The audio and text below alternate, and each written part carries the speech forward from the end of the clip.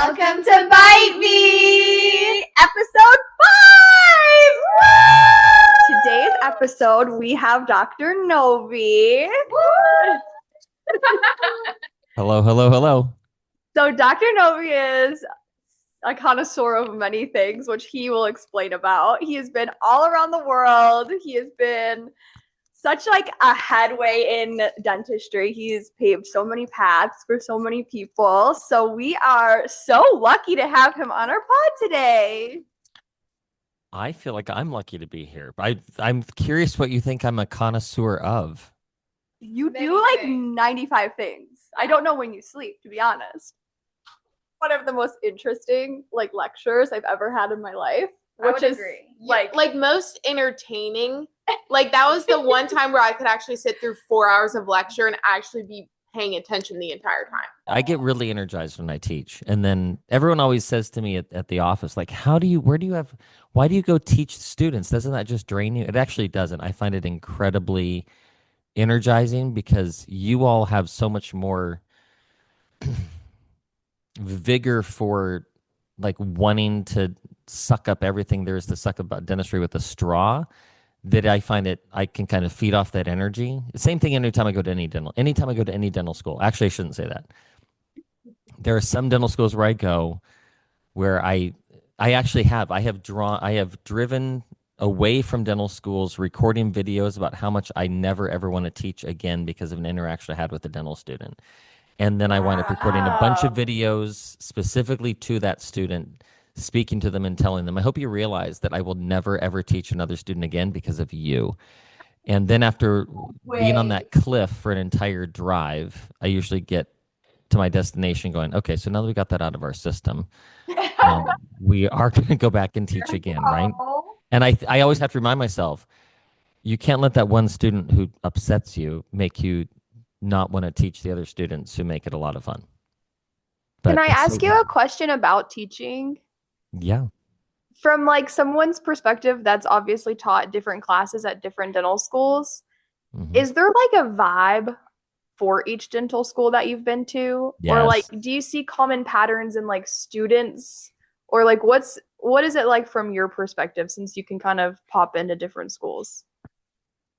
Well, every dental school is a different flavor. As far as your time in dental school, we would love if you can go and tell us, what was your experience like? Did you fail a class?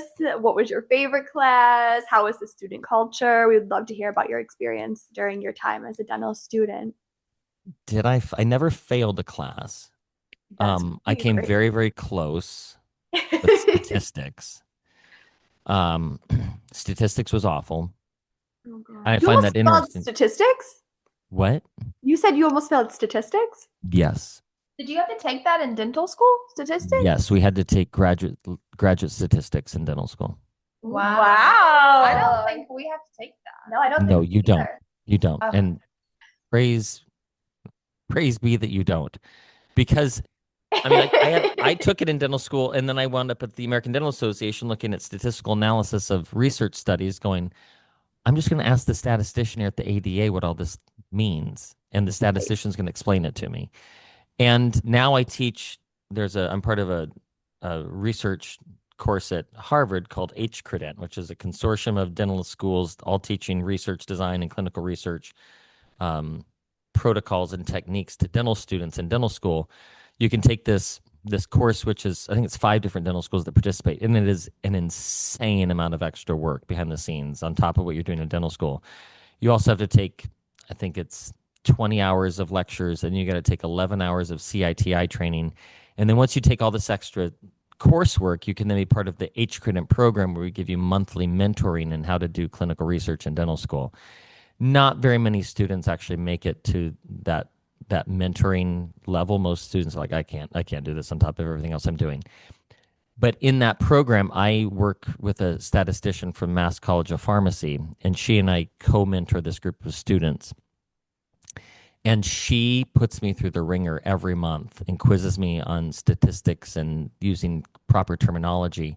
Stop And it. she- Oh my God. Making What? sure you're still with it. Yeah.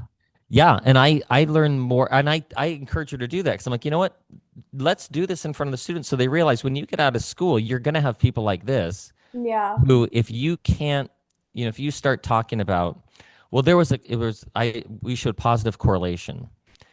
She's the type who'll say, if you were to say that to me in a research presentation, I'm going to grill you to make sure you understand that it's not just correlation, right? There's a whole another nuance. So you better be able to say it's inversely correlated or it's positively correlated. If you can't use that type of terminology, it immediately she likes to point out that's how we ping you as you either know what you're talking about or you don't. If you say it's correlated, well, that's one thing. If you can say it's inversely correlated or it's positively correlated, well, to a statistician, now you know what you're talking about. So just what I found, so what's kind of interesting in education is you start learning, the farther you go in education, it's really you're just learning more people in the industry who you're going to connect with for future projects is really what you're doing. And I think that's what a lot of people don't realize. That's what a graduate program really is about. That's what dental school is about. You're learning, you're meeting all of the people that are going to be your support system after you graduate. When you're not in the clinic and you don't have someone standing over your shoulder, you can go, I need you right now. You know who you're going to call because you're part of that. You've met that network as part of your education. What advice would you give yourself back in dental school to kind of like motivate you to keep pushing through? Because, you do get in ruts where you're like, is this the right path? Is this where I'm meant to be? So, like, what would you kind of tell yourself to get yourself through those times? Well, I think you need to remind yourself this is obviously the right path. This is where you're supposed to be. And you just need to accept that for the next 3 years and say, I'm not gonna listen to anyone tell me that's not the case. Because the reality is every single person in a dental school class has the ability to get through the program and become a dentist, unless you just decide, you know what, I just don't want to do this anymore. And as someone who was that person who thought for the first 20 some years of my life, I don't want anything more than to go to dental school.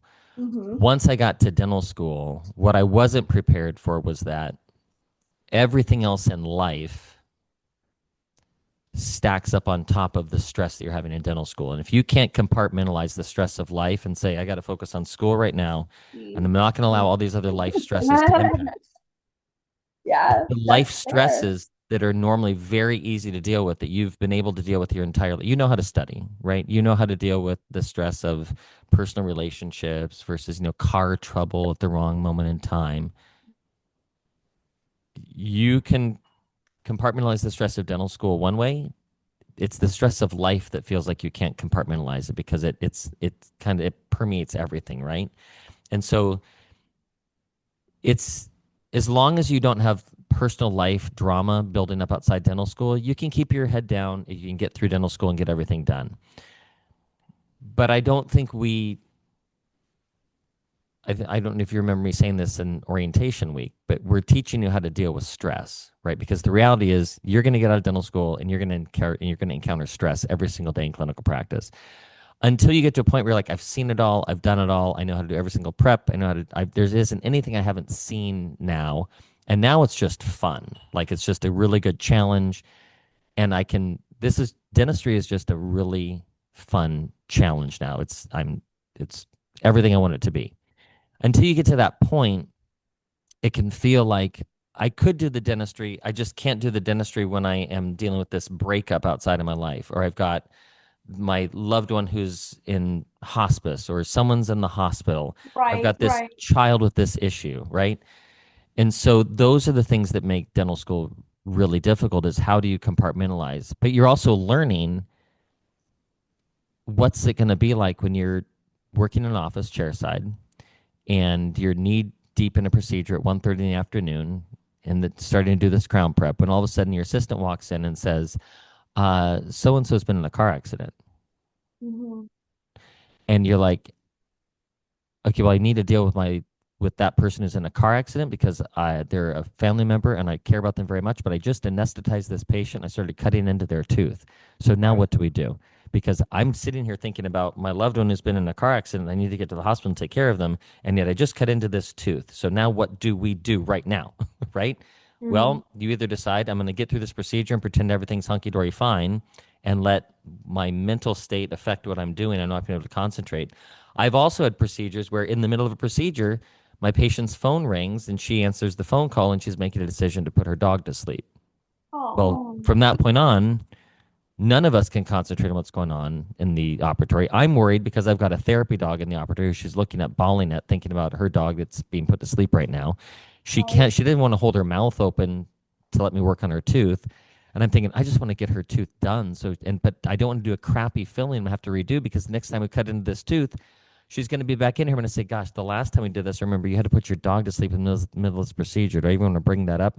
There's just so many. Those are the kind of things where, like, you can't learn how to deal with that stuff in dental school, but you can deal with a lot of difficult things in dental school, so that when those moments come, you're like, well, this isn't as difficult as that time that I sharded in the clinic and I had to deal with that, because, I learned how to deal with sharding while you're working on a patient when I was in dental school. Have you sharded before in class? Not in class. I sharded while I was working with a patient. No, you did not. Yes. Were you just nervous, or was your stomach No, hurting? no. I had developed a Streptococcus D infection in my ear. And I don't know if you've taken enough microbiology to ask yourself the question, how on earth did you wind up with a Streptococcus D infection in your ear? But I did. I had a Streptococcus D infection in my ear. That's a bacteria that typically infects cows. So how it wound up in my ear, I don't know. But they put me on Augmentin. Now, you're going to learn in pharmacology class that Augmentin is much That's stronger tough on than the tummy, honey. What? That's tough on the tummy. Yeah. Yeah. Do Yeah. you know why it's tough on the tummy? Let's go. Let's dive into pharmacology really fast. We just started today. We had 4 hours of 4 hours of lecture this morning. Great. And did you learn about amoxicillin, penicillin? No, not yet. We learned the very basics. Okay. Well, the difference between amoxicillin, which inhibits peptidoglycan synthesis, and Augmentin is that Augmentin is penicillin with clavulanic acid. Yeah. Yeah. And it doesn't just inhibit peptidoglycan synthesis, it kills off everything. So your body's going to have a going out of business sale, right? You're going to kill off all the good stuff, all the bad stuff. And that means everything must go. It doesn't matter how. Now, in my life, that resulted in me taking Augmentin while I was in school, and then going to the clinic floor. And I remember it was something having to do with oral pathology. I don't know if I was reviewing biopsy results or getting ready to do a biopsy. I don't remember. All I remember is it was a biopsy patient, and I sharded. And What did you even do? Like, I don't know. well, Did- fortunately, Dr. Armstrong, not Seth Armstrong, but Dr. Dan Armstrong. So you have a Dr. Armstrong in your class, but I had a Dr. Armstrong when I was in dental school who was my attending faculty. And you get close to your attending faculty, and I had told him, earlier in the day before I got permission to proceed with my appointment, I said, he goes, "You're not looking so hot." And I'm like, "Yeah, I'm on Augmentin. I had Streptococcus D in my ear." And he goes, "Oh, Augmentin. We can be careful with that stuff. Going out of business sale." And I was like, "I know. My tummy's kind of rumbling." Well, when he noticed something. Now that's the other good thing. That's the other thing you're going to learn in school is you're going to learn to really have an appreciation for understanding every single little thing that's going on in that room at any given time. Like you're going to be focusing on this, but you're going to know everything else that's happening, so that like Dr. Armstrong did when he saw the look on my face of, well, that's the look of a shark right there. That's the look of a shark. And he saw that on my face, and he came walking over and he said, "Why don't you excuse yourself and go home, and Cameron and I will package your stuff for you." Or do you think he smelled it? No, I'm sure. I know he didn't smell it because he just came walking over. And my best friend who was in the chair next to me, I don't know what Dr. Armstrong said to him, but basically they just said, "We're going to take care of this for you, Brian. Go home. You obviously have other things on your mind right now. Go home. and we'll take care of everything. And I did. I went home and I took care of everything. And it's the same thing that is going to happen in your office, right? I mean, these things happen in clinical practice too. You just have to. Yeah. Yeah. And It's life. the more experiences you have dealt with in school, the less likely it is to rattle you when you're in practice. And it sucks. It sucks when you're in dental school realizing, oh yeah, they're teaching me how to deal with every single difficult situation I could encounter now, so that when I encounter it on my own, it's not difficult anymore. And when you first get into it, it feels like, oh, this is so overwhelming. I'm never going to be able to do this. It feels like that. But there also was a time when you couldn't swim and you couldn't even walk, and you didn't even know the first thing about biology, and now we're handing you a scalpel and saying, cut into that human being right there. And I know you've never done it before, but I'm sure you're gonna be just fine. You're gonna be just fine. I have a question for you since we're kind of on the topic of you in dental school that I've been very interested to ask you.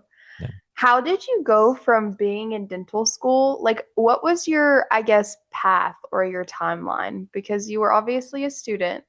I'm assuming for some years you practiced right out of school, but then we've heard you talk about how you're really involved with the ADA. You mentioned you're really involved with the FDA, right?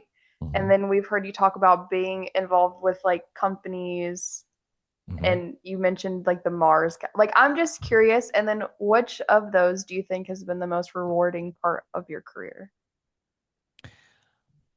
Well, every little facet of my career has been some little piece that built upon to get me to the next little journey. And so my career trajectory was, I graduated from dental school. I graduated with honors in dental education. And then Loma Linda said, we want you to teach dental materials. So I agreed to teach dental materials for a year. And then I enjoyed it so much, and it really worked well for me to get my practice started and be teaching dental materials.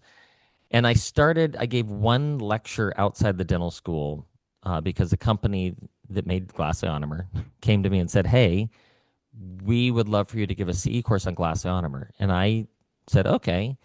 And I remember being totally nervous giving my first CE course on glass ionomer, like literally 9 months after graduating dental school, and lecturing to dentists in Southern California how to use glass ionomer. Granted, nobody used glass ionomer, so it was easy to teach that course.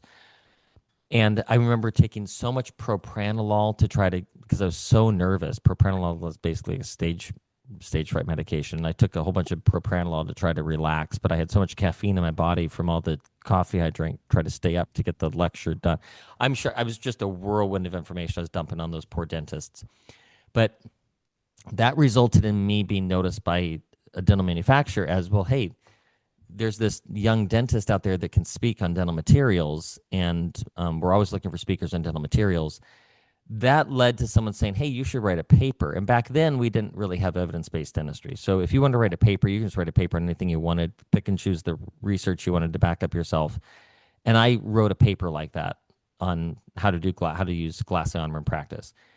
And the moment you write a paper in dentistry is the moment people start going, well, there's the expert right there, because they wrote a paper about it. So even if you're not an expert, if you write a paper on it, people are going to look at you as, well, if we needed an expert, this person wrote a paper, so they must be an expert on that topic.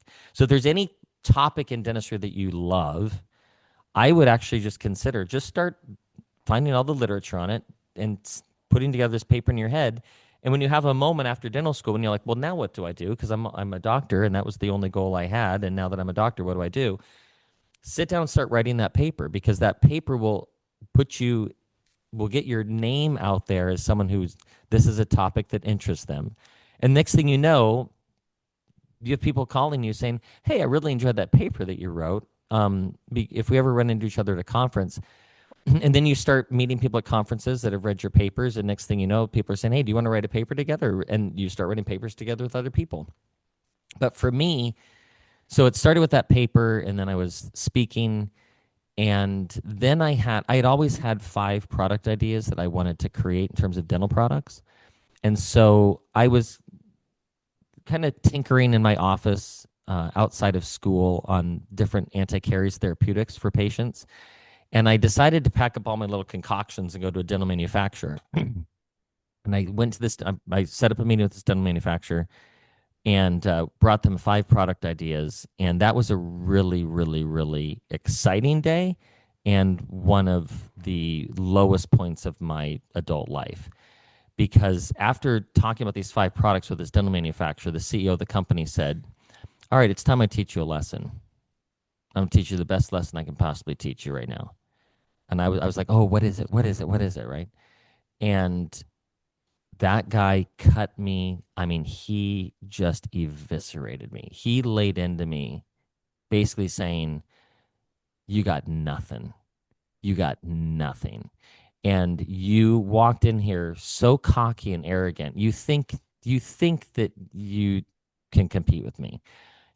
I'm one of the largest dental manufacturers in the world. I control an entire team of research scientists behind that wall. I've got an entire legal team over here. You have my entire C-suite in this room in front of you. You pitched all of your product ideas. Congratulations. You just gave me everything I need to just completely take you.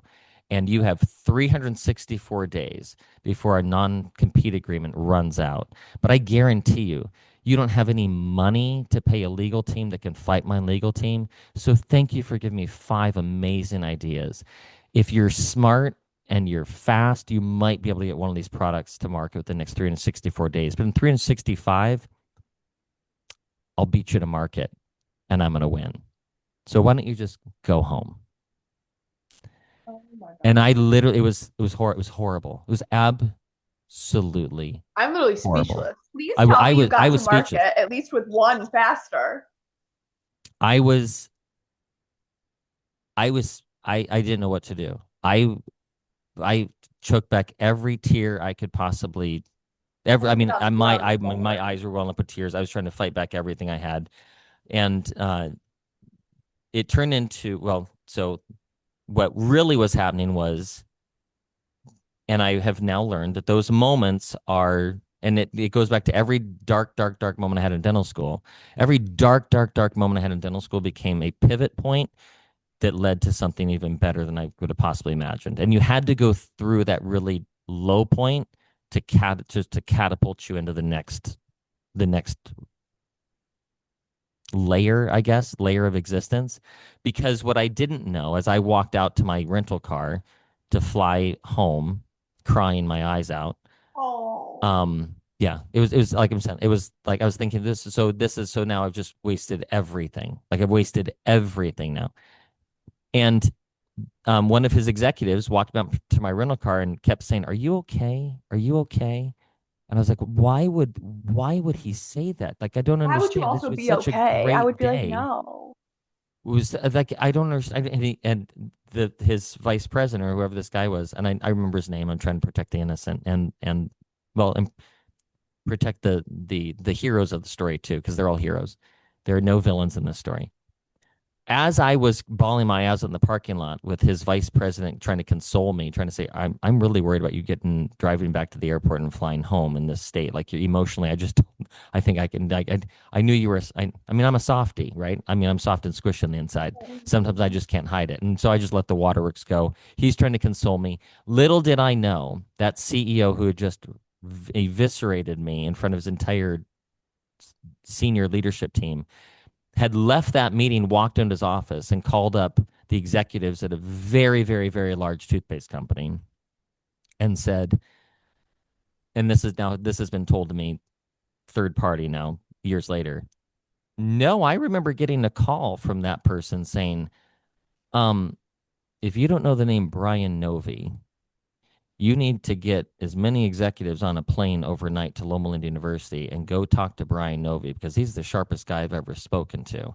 And Oh, if you that's know what's good for you, fabulous. if you know what's good for you, you're going to get him to know who you are and get to work with him on these product ideas because that guy's a genius. Now, I didn't know he was doing that. I thought he was just going to, and that's what happened. So, literally, um, shortly thereafter, executives from GlaxoSmithKline showed up at Loma Linda University to take me to lunch and said, "Hey, word on the street is you're making toothpaste, and if you want to make toothpaste, we want to be talking to you." And that turned into a relationship with GlaxoSmithKline. That then turned into me getting named to the ADA Council on Scientific Affairs. Like literally, I mean, picture 3 years after I graduated dental school, I'm sitting in my office when my front office walks in and says, I'm Dr. Novy, the American Dental Association is on the phone. And I was like, yeah, right. Yeah, right. I'm busy. And she was like, no, I'm Oh serious. They my said the gosh. American Dental Association is on the phone. I'm like, they're lying. The American Dental Association is not on the phone. They're like, um, why don't you just take the call anyway? So I left my patient, walked into my office, and I said, hello, this is Brian. And the guy said, hi, Dr. Novy. This is Dr. Zentz. I'm the director of the Council on Scientific Affairs of the American Dental Association. I'm calling on behalf of the Board of Trustees of the ADA. And I went, yeah, right. Who is this? And he goes, Stop it. this is Dr. Ron Zentz. I'm the director of the Council on Scientific Affairs. I'm calling on behalf of the Board of Trustees of the American Dental Association. And I just want to review your appointment to the Council on Scientific Affairs. And I was like, who is this? And he goes, this is Dr. Ron Zentz. And I'm like, okay, like what? And he goes, has your trustee not contacted you? Because you've been appointed to the Council on Scientific Affairs. I was like, what? And then, I mean, that's the way it happened. These little tiny, these moments where you think are going to be these big moments in your life actually turn out they're not these big moments. These are just these moments are like, this really isn't happening. And I now realize, the greatest achievements in science are often preceded by the phrase, huh, that's funny. Not, oh my gosh, this is amazing, right? And it's kind of like that in You're dentistry. taken Like, so off guard. yeah, and these are the moments where you're like, wow, I thought it'd be something really significant. And it turns out it's really just, hello, this is Dr. Ron Zentz from the American Dental Association. Like, I thought it'd be like this big. And then next thing I know, I'm invited to council meetings 3-4 times a year at the American Dental Association. And they're flying me to the Ritz-Carlton Hotel in Chicago. And I'm walking across the street with the guy who wrote the Surgeon General's report on oral health, who's sitting next to me at the top floor of the ADA and leans over to me in a council meeting. And he goes, okay, so it's clear you don't know anything that's happening in this room right now, and it's apparent by the fact that you keep opening your mouth and talking. And I just want to let you know, you don't have to say everything. Well, I think if the Board of Trustees didn't want to know what I wanted to say, they wouldn't have invited me to this meeting. So I'm going to say what's on my mind. And he goes, you have no idea what's happening in this room. Because it's really it's the business of dentistry. I mean, you have to realize you're making decisions for all of science of dentistry, which impacts toothpaste sales one degree or another. And 1% of toothpaste sales in this country equates to 15 million of net margin for that manufacturer. So you start shifting toothpaste sales 1% in any direction, and people start losing their annual bonuses. People start losing their jobs. Like this is not child's play anymore. This is not just cavities you're on running teeth. with some big people at that point. Yeah. Wow. Yeah. But then you also realize, wow, dentistry is an incredibly unique environment where we truly are in charge of our destiny as dentists. Most professions are not, physicians are not, but dentists really are. And the American Dental Association has done a fantastic job of keeping us so separate from all of healthcare. Some people would say it's to our detriment. And I think if you really look critically at how we are positioned as a profession, it's really to our benefit in that we are outside the Affordable Care Act right now. We are not being threatened. We are looking at the One Big Beautiful Bill, or as we call it in the payment industry, OB3. OB3 represents a completely tectonic shift in payment structure for dentistry. And any dentist who sees it as, well, OB3 is not going to affect me, is literally saying, I'm going to bury my head in the sand and pretend that the federal government did not just say, we're opening up billions of dollars for any dentist who wants to try to integrate dental care into primary care and help us make patients healthier. We just don't know what we're doing. So we've got a whole bunch of ideas. We've got some grants out there. Take advantage of those grants.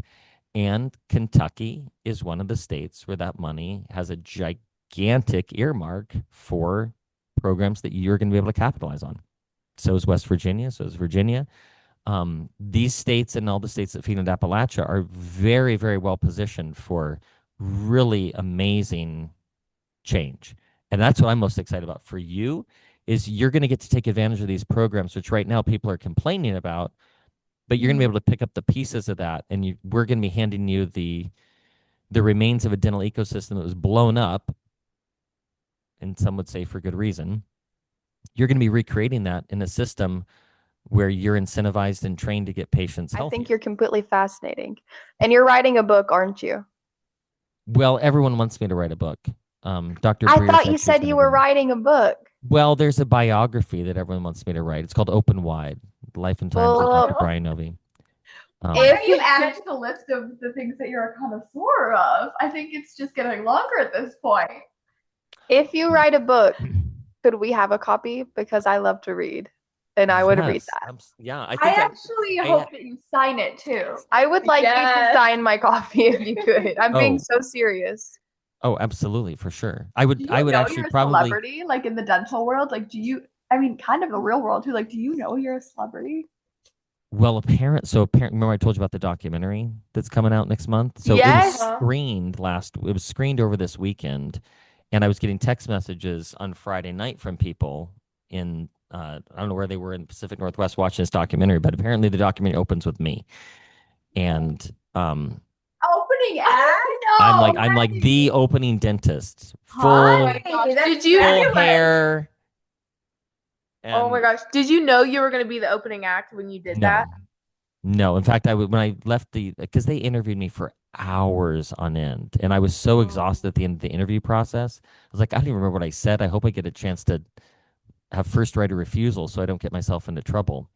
But right. I've heard it's really good. I've also heard that it's a little too pediatric focused, and so this is kind of the director's cut. They're going to make some changes and some revisions.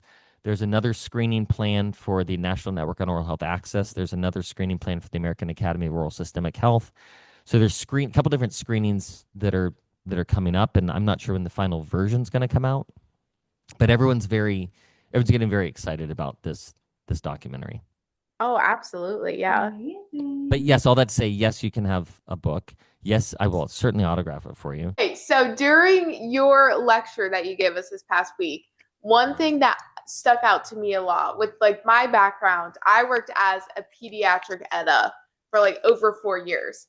So your opinions about like pediatric dentistry, I don't want to say like caught me off guard, but were definitely something like I obviously was never used to hearing.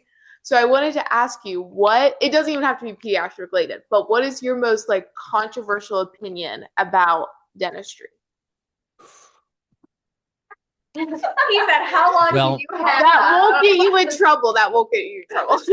Oh, I'm not worried about getting in trouble anymore. There was a time I was about getting in trouble. I'm not worried about getting it. So I'll have to, that's an interesting story. That's an interesting question because I can tell you early in my career, I was told, someone said to me, a very, very, very well-known dentist, PhD, dental researcher, walked straight up to me and said, if I ever find out you put povidone iodine in a patient's mouth, you will lose your faculty appointment.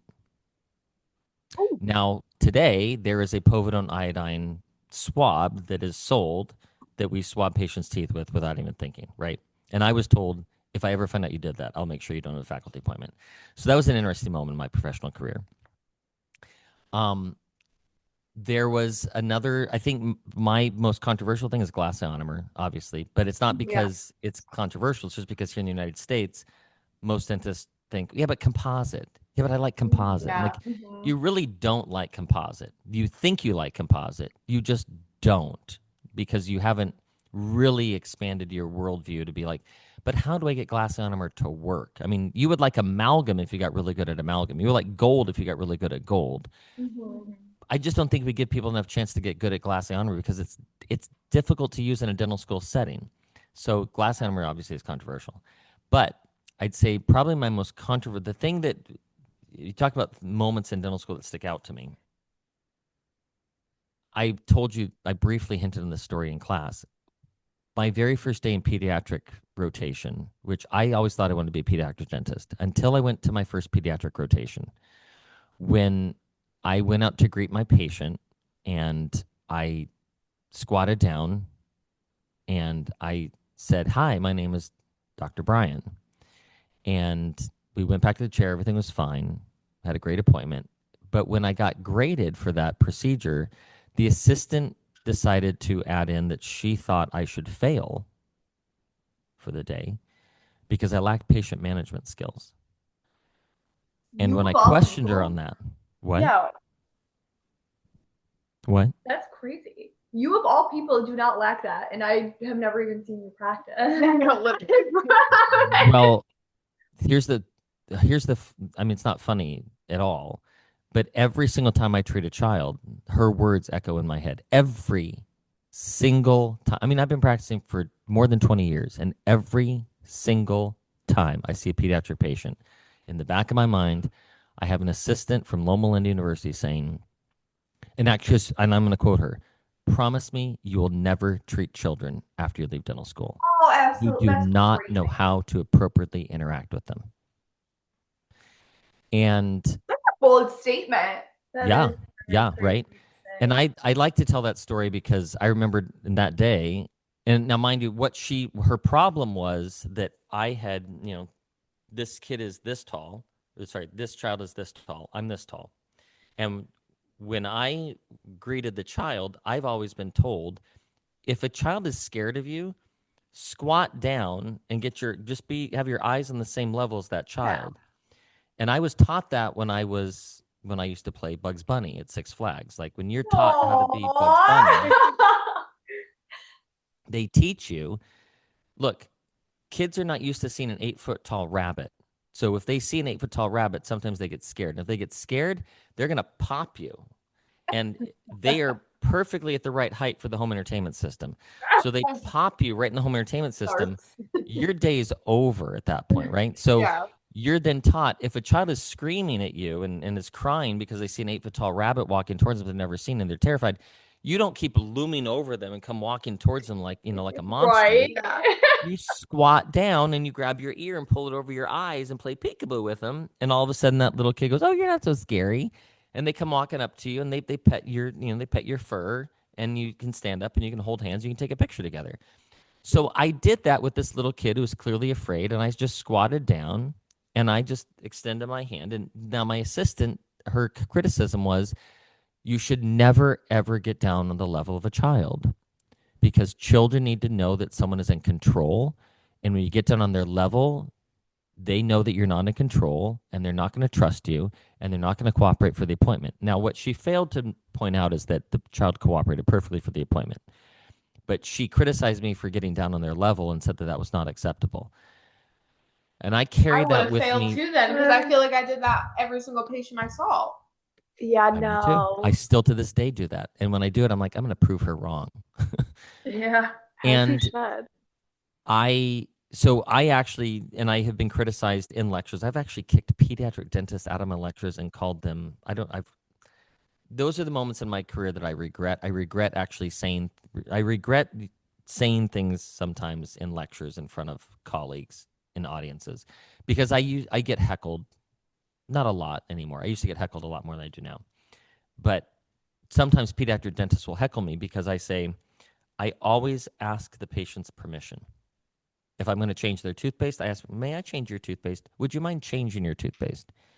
Because some patients say, no, I don't want to change my toothpaste. I love my toothpaste. And every time I try different toothpaste, I hate it. And I'm not going to throw my, so may I change your toothpaste? May I lay you back?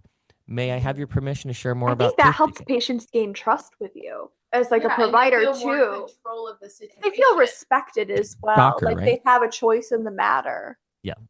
And all the laws of psychology tell you that's what you should do. And yet you have some knucklehead old dentists out there who go, only if the patient has special needs. Otherwise, it's disrespectful. Yeah. You know what? I've never had a patient tell me it's disrespectful. I've always had patients go, wow, that's so refreshing. And I couldn't teach you all these little nuances of, chair-side behavior, but, the part of motivation interviewing starts with asking the patient, may I lay you back? Not telling them you're going to lay them back, but just asking, may I lay you back? And some patients go, well, of course you have to lay me back. That's what you got to do. Don't you have to lay me back? Well, no. If you tell me you don't want to be laid back, there are other things I can do. And granted, I prefer to not do procedures standing on my head. I'm going to get permission before I move your body into a different position. I'm not just going to move it. And people criticize me for that. And pediatric dentists especially say, that's why you don't know how to manage pediatric patients. The odd thing is dentists bring me their children to treat in my office and say, I'm so thankful we have you. I'm like, if you only knew that in the back of my mind, Literally. I'm still thinking of that assistant who said I should never treat pediatric patients. And I'm having Wow. to get over that own mental hurdle every single day. And you would think that after therapy for decades, I'd be over this, but I'm not. And I think and when I do get over it, well, something else will take its place. And I don't know that we'll necessarily move on and be better, but it does remind me that we have to be very cognizant of the experiences we're giving dental students, because I think a lot of dental students get turned off to being fantastic clinicians because of bad experiences with, may I say, staff members at dental schools. And I want to be very clear on your podcast. I want to speak freely about this. There are the faculty at a dental school, and then there are the staff of the dental school, and then there are the team members of the dental school. You can't see the forest when you're in it, like I can, because I'll be at another dental school next week, and I'll be at another dental school the week after that. And first of all, you walk into a dental office. We walk into a dental office, we know what everything is. Every other person who walks into a dental office, if there's 7 new pieces of information coming into your brain, you can't think about anything. So ask yourself, is there 1 or 2 new smells, 1 or 2 new sights, and 1 or 2 new sounds? Let's say, are there 2 new smells in a dental office? Yeah, probably at least 2 new smells, right? Are there at least 2 new sounds? Yes. Are there at least 2 new sights? Yes. Is there something that you don't understand? Yes. Well, that's 7 things right there that we don't understand. Now layer in, I'm going to start talking about prophies and buccal mucosa and PPDs and BOP and gingiva and Morsicacia bacarum. And you're like, I don't know what you just said. I'm still looking for where's the sharp thing that's going to poke me, because I don't see it, and I know that it's got to go onto something right there on that thing, because I know it attaches right there. Where's that damn drill? And anyone who's worked in practice knows even our own family members behave like completely different animals when they come into the dental office. They don't act normal. Nobody acts. I don't even act normal in a dental chair. I mean, my own therapy dog freaks out when I get in the chair. It's like, oh my gosh, what's going on? Now I'm scared. Why is he in the chair? And I am nervous in the dental chair. I'm always worried, okay, when is it going to hurt? Because I'm so used to being in the dental chair having a procedure where everything's hunky-dory fine until, oh my God, I got a zinger. We would like to play a little rapid fire question game with you to wrap things up ish. So it'll be kind of like this or that, which I'm actually interested to see your answers because you are a very different. You give me a different answer that I expect you to give. He's interesting. He's Yeah, but like unique. I expect him to like go right and he'll be like left over a hill under a bridge and then like flying in space. And I'm like, okay. Yeah, I can see why you would say that. Well, like in the best way possible. Like I love Well, that. Well, just so you know, Okay. I have been asked by dental societies to record like promotional like Instagram posts, and every time I do it, I send it off. I had the executive director of a state dental association call me and say, "How could you possibly think this is appropriate? Your No. costume is offensive." And I said, "What costume?" And she said, "Your Sometimes costume you is gotta push the offensive." I was like, "It's not a boundaries. costume. Those are my clothes." So No. I don't know how to respond to that. Those are, I'm like, that's literally, those are my clothes that you're calling a costume. So yeah. Anyway, so let's see where this goes. Let's have fun with it and see where it goes. I'm not Hi. nervous. Are you a coffee man or are you an energy drink man? Oh, coffee all the way. I kind of figured. Early bird or night owl? I really love getting up early in the morning and being part of Mob. that peace, but I am a night owl. Oh, Me too. I love staying up I late. thought I wasn't going to be outnumbered anymore. I got so excited. Are you manual or electric? I think we probably know the answer. What? Manual electric what?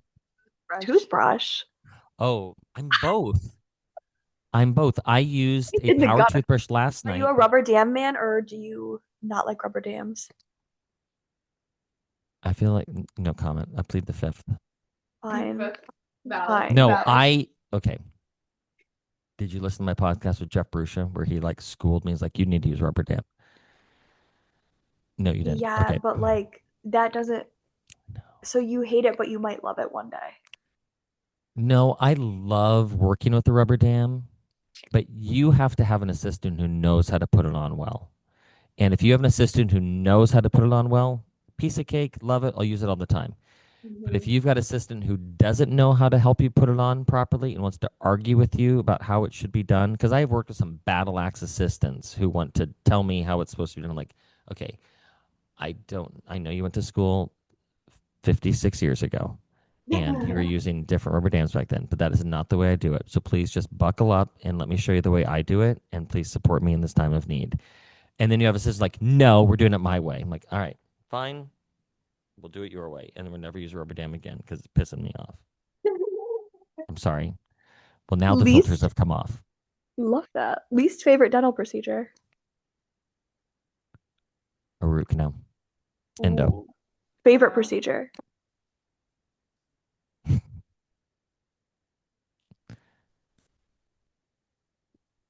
Come on, you have to have one. Yeah, I do. I'm just trying to think. It's definitely glass. It would be a glass line or a restorative. I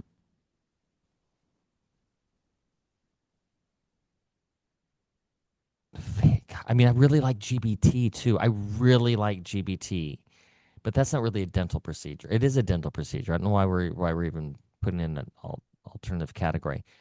Gosh,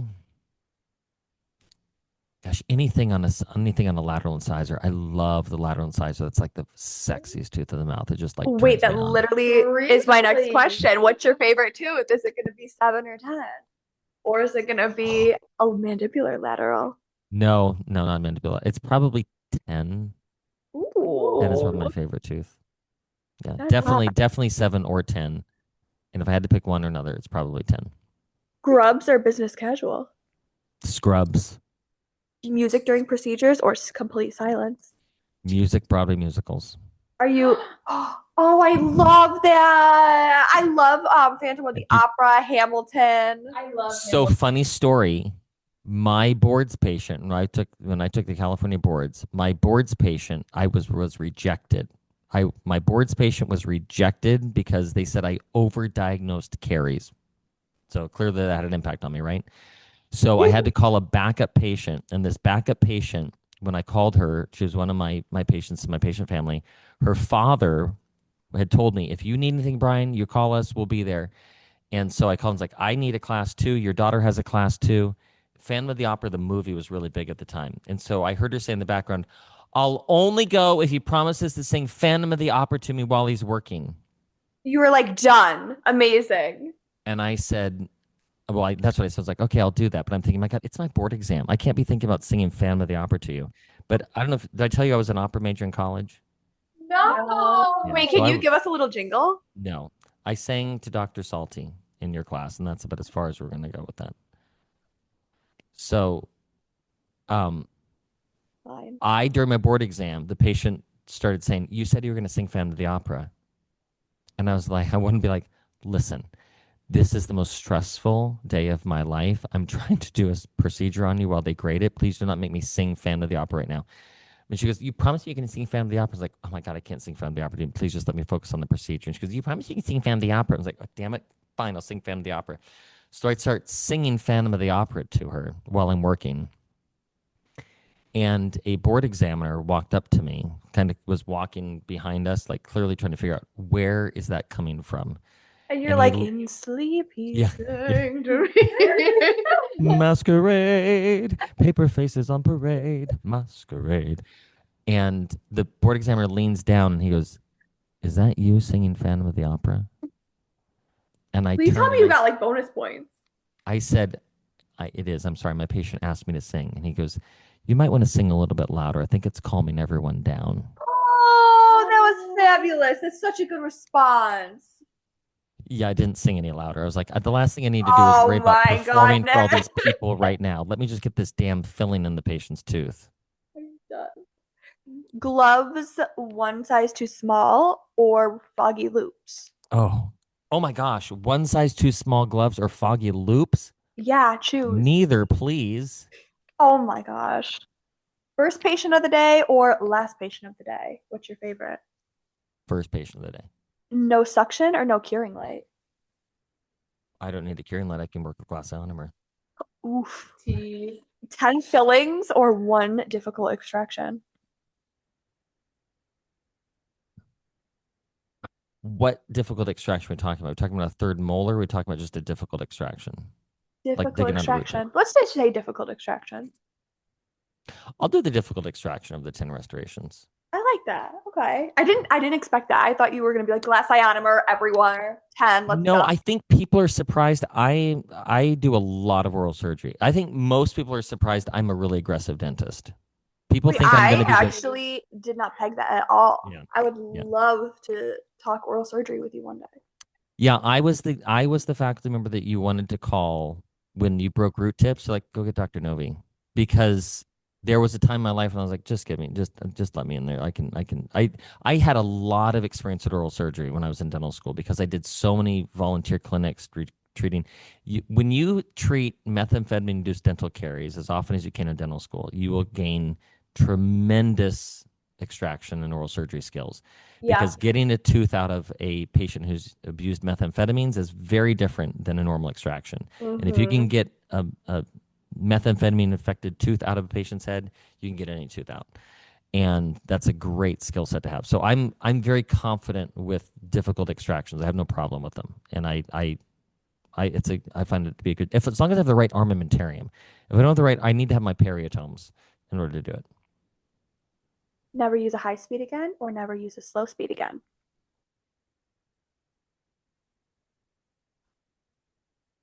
Never use a Say slow speed. Come on. it has to be. I'd never use a slow speed again. Only work on Because kids I or have a only- lot of control over my high speed because it's an air driven high speed. I have a lot of control over it. I'm jealous. Only work on kids or only work on adults? Probably only work on adults. Dentistry in one word to you. Fun. Dental school in one word to you. Well, I'm going to go with the first word that came to mind, hell. I thought that's what you were gonna say, but then I thought you were gonna try to make it more positive for us. I do want to make it more positive. Hellacious. Success in one word. No, okay, dental school in one word. Yeah. Challenging. Okay. All right. We'll take that. I kind of like the first one. What does success mean to you in one word? Peace. Most used phrase at work. Is it going to be the F word? No.